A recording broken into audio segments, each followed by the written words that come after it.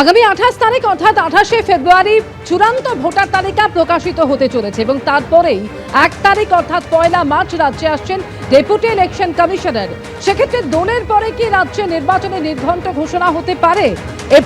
March এপ্রিলে কি vote হবে? এই নিয়ে একাধিক জল্পনা ইতিমধ্যেই তৈরি হয়েছে।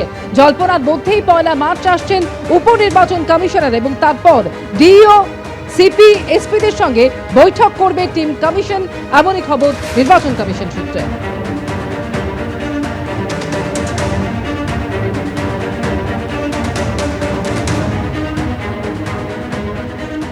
এপ্রিলেই বিধানসভা ভোট, তৃণমূলকে তীব্র আক্রমণে বিজেপি। এসআইআর নিয়ে সুপ্রিম কোর্টের নির্দেশকে হাতিয়ার করে তৃণমূলকে আক্রমণ। सुप्रीम कोर्ट ने भी स्पष्ट कर दिया है कि एसआईआर की प्रक्रिया में कोई भी बाधा उत्पन्न करने की अनुमति नहीं देंगे और ये सब राज्यों के लिए है। फाइनेंशियल मैनेजमेंट में तो स्टेट गवर्नमेंट कोलैप्स हुई है। एडमिनिस्ट्रेटिव मैटर में अपने कर्मचारियों के खिलाफ स्टेट गवर्नमेंट है। हमारे शुभेंदु जी को भी जहां आग लगी, 27 लोग मारे गए, लापता हुए, वहां कोर्ट ऑर्डर लेकर के जाना पड़ा और माननीय मुख्यमंत्री जी तो अभी तक नहीं पहुंचे। 1500 किलोमीटर दिल्ली चली गई, 15 किलोमीटर दूर नहीं गई।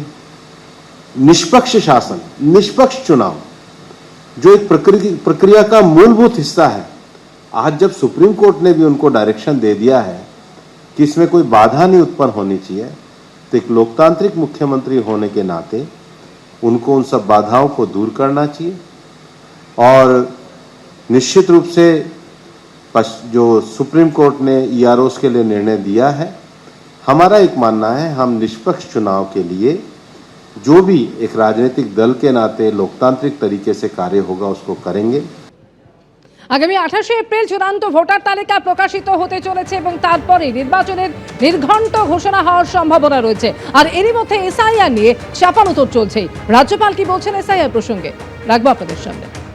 The question of SIR as an inevitable process to ensure free and fair election in the whole country has been upheld by the Supreme Court of India. There are some misgivings about it, some shortcomings have been pointed out. That is all part of democracy. These issues have to be addressed squarely and the solution has to be found. Our democratic system is so strong that we can find solutions to all such minor problems. শিবখান তিনদার তিনজন মল্লার চৌপর দিনভর দেয় দূরপাল্লা। সত্যেন্দ্রনাথ দত্তের কবিতায় গতির অনুভব আমরা এভাবেই করেছি, কিন্তু জেনজিরা আরো দ্রুত গতিতে এগিয়ে যাচ্ছে।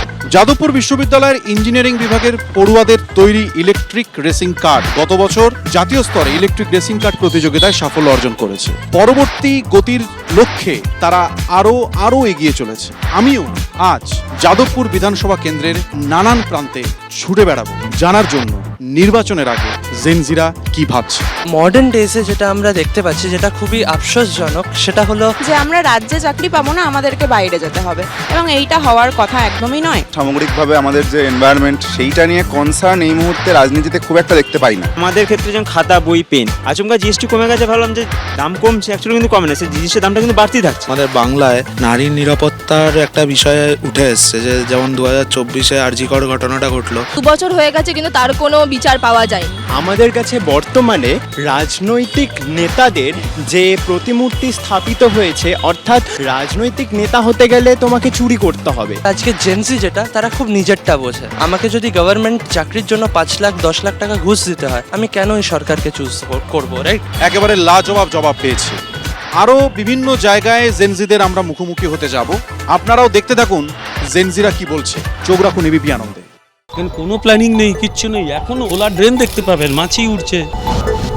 এই তো উন্নয়ন। ন্যাশনাল প্রজেক্ট ওদের টাকা আছে, বাংলার জন্য আলাদা করে কোনো টাকা নেই। সবার সেটিং আছে, টিএমসি বিজেপি ও দুজনে মিলে যেটা ঠিক করবে সেটাই। নমস্কার। নির্বাচনের আগে দমদম বিধানসভা কেন্দ্র ঘুরে দেখতে এসেছি। আমিও ঘুরবো, আপনাদেরও ঘোরাবো আর বোঝার চেষ্টা করব ভোটের হাওয়া ঠিক কোন দিকে ঘুরছে। ওভারঅল দারুণ কাজ হয়েছে। এই 10-এর মধ্যে আমি 1 নম্বর আমি দেবো না। আমাদের এত ডেভেলপমেন্ট হয়েছে, আমাদের কিন্তু কোনো অভিযোগই নেই। যেটা দরকার সেটা আমাদের পাইনি। যতটুকু চাহিদা তার থেকে বেশিই পাচ্ছি। অবশ্যই আমাদেরকে ভাবতে হবে, ভাবতে বাধ্য করাচ্ছে। দমদম বিধানসভা কেন্দ্র দমদম লোকসভা কেন্দ্রের অন্তর্গত। দমদমে মোট 3টি পুরসভা আছে, উত্তর দমদম পুরসভা, দক্ষিণ দমদম পুরসভা আর দমদম পুরসভা। এর মধ্যে দমদম পুরসভার মোট 22টি ওয়ার্ড আর দক্ষিণ দমদম পুরসভার 1 থেকে 17 নম্বর ওয়ার্ড নিয়ে দমদম বিধানসভা কেন্দ্র। গলিতে গলিতে ফ্ল্যাট হয়ে যাচ্ছে। আগে যে রাস্তা ছিল সেই পথে অনুযায়ী কিন্তু এখন এটা রাজপথ। রাস্তাঘাটে তো প্রচুর ক্লেম আছে।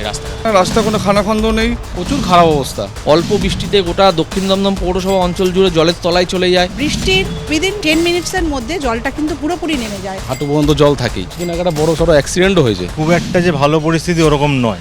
এখানে পরিষ্কার পরিচ্ছন্ন নিয়মিত করা হয় না। নিকাশি ক্ষেত্রে তো এখন আর জল জমে না এখানে। বর্ষাকালে আগে বন্যা হতো। গোটা সিস্টেমটা দাঁড়িয়ে আছে দুর্নীতির ওপরে, গোটা দলটা দাঁড়িয়ে আছে দুর্নীতির ওপরে। রাস্তা দু একটা জায়গায় খারাপ আছে, কোনো সন্দেহ নেই, কিন্তু তার টাকা এসে গেছে, পথশ্রী কাজ শুরু হয়ে গেছে। আমরা বহুবার অভিযোগ জানিয়েছি, কাউন্সিলর থেকে শুরু করে বিধায়ক, এমপি সবাইকে জানানো হয়েছে। বিগত 15 বছর ধরে সেই কোনো সুরাহা আমরা আজ পর্যন্ত পাইনি। প্রাপ্তবাবু শিক্ষামন্ত্রী তো, ওনার এই কনস্টিটুয়েন্সির মধ্যে এরকম অজস্র উদাহরণ আছে, প্রায় দুর্নীতির চূড়াতে বসে আছেন উনি। দুর্নীতি একটা রাজনৈতিক শব্দ। বিজেপিতে থাকলে যতক্ষণ বিরোধী দলে আছে সে দুর্নীতিগ্রস্ত। যে মুহূর্তে জামা পাল্টে বা জার্সি পাল্টে সে বিজেপিতে চলে যাচ্ছে, সে মুহূর্তে সাধু হয়ে যাচ্ছে। দলটা করেছে পয়সা তুলতে, ফ্ল্যাট করতে গিয়ে টাকা, পুরো নিয়োগ দুর্নীতিতে টাকা। এবারে ওরা তো টিকে আছে টিএমসি বিজেপি বাইনারির মধ্যে দিয়ে, এই বাইনারিটার অবসান হতে চলছে 26 সালের ভোটের মধ্যে দিয়ে। দমদম বিধানসভা কেন্দ্রের নির্বাচনী ইতিহাস বলছে 1951 সালে অর্থাৎ প্রথম নির্বাচনে দমদম বিধানসভা কেন্দ্রে জয়ী হয়েছিলেন জাতীয় কংগ্রেস প্রার্থী কানাইলাল দাস।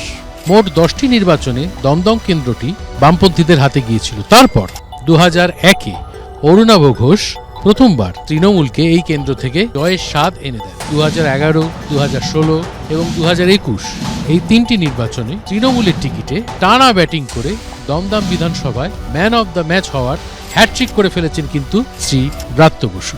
এখানে জল নিয়ে একটা প্রত্যেকবারই একটা সমস্যার কথা শুনি, আবার জলের সমস্যা সেটা সমাধানও করা হয়। এত ডেভেলপমেন্ট, সেই ডেভেলপমেন্টের জন্য আমার কোনো অভিযোগ নেই। এখানে জলাজমির ভরাট করে কোনো বিল্ডিং হয়েছে বলে আমি আমার এই 60 বছর বয়সে দেখিনি। একটার সাথে একটা বাড়ির সাথে একটা বাড়ি লাগোয়া, মাঝখানে জায়গা ছান নেই, অগ্নি নিরাপকের সেরকম কোনো ভালো ব্যবস্থা নেই। যদি কোনো সমস্যা হয় সেই সমস্যাগুলো থেকে মানুষ যাতে বেরিয়ে আসতে পারে তার কোনো বিকল্প ব্যবস্থাই নেই। এখানে বেআইনি নির্মাণে হাইকোর্ট অর্ডার করেছিল একটা বিল্ডিং ভেঙে দিতে হবে, ডিমোলিশন অর্ডার কোর্ট করছে। এরা মিউনিসিপ্যালিটি বসে বোর্ড মিটিংয়ে ঠিক করছে ওর কার্নিস ভেঙে দিলেই হবে, কিন্তু কোর্ট তো ডিমোলিশনের অর্ডার বলেছে। একটা ফ্ল্যাটে যদি আগুন লাগে থাকবে এই অঞ্চলগুলো, কিচ্ছু থাকবে না। জলাজমি বোঝানোর চেষ্টা মাঝে মাঝে হয়, পুলিশ প্রশাসন সতর্ক থাকে, আমরা সতর্ক থাকি, আমাদের স্থানীয় নেতৃত্ব সতর্ক থাকে, সেটা বন্ধ করাও হয়। গোটা পশ্চিমবাংলার মতো দমদম অতলে তলিয়ে গেছে। সরকারি বিদ্যালয়গুলো যেগুলো অলরেডি বন্ধ হয়ে গেছে, আর অনেক আছে যেগুলো অলরেডি বন্ধ হওয়ার দিকে দৌড়াচ্ছে। প্রাপ্তবাবুরা সব শিক্ষা শেষ করে দিলেন, সরকারি শিক্ষা। মতিঝিল কমার্স কলেজ ব্যাংককে ভাড়া দিয়ে দিচ্ছে, ছাত্রছাত্রী নেই, ভাড়া দিচ্ছে।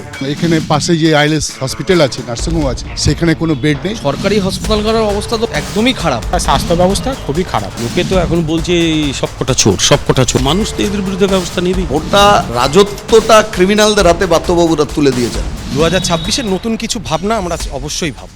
100 দিনের টাকা দেয়নি, কাজের টাকা দেয়নি, এনার্জিএসের টাকা দেয়নি, আবাস যোজনার টাকা দেয়নি, সমস্ত টাকা আটকে রেখেছে। কেন্দ্রীয় বঞ্চনার অভিযোগ এরা তোলে কারণ নিজেদের অন্যায়গুলোকে লেজিটিমাইজ করতে। এত মিথ্যে বললে 18 থেকে 12 হয়েছে, এখন 50-এ আটকে আছে, আস্তে আস্তে 25-ও হয়ে যেতে পারে। এত মিথ্যে বলা ভালো নয়। দুরন্ত ঘূর্ণির মতো ঘুরলাম সারাটা দিন, দমদমের এ প্রান্ত থেকে ও প্রান্ত চষে ফেলেও দম এখনো কিন্তু ফুরোয়নি। তবে সময় তো ফুরিয়ে গেছে। আজ এখানেই আমার সফর শেষ করতে হচ্ছে। আপনারা দেখতে থাকুন তারকার চোখে তারকা কেন্দ্র, চোখ রাখুন শুধুমাত্র এবিপি আনন্দ। এবিপি আনন্দ, এগিয়ে থাকে, এগিয়ে রাখে।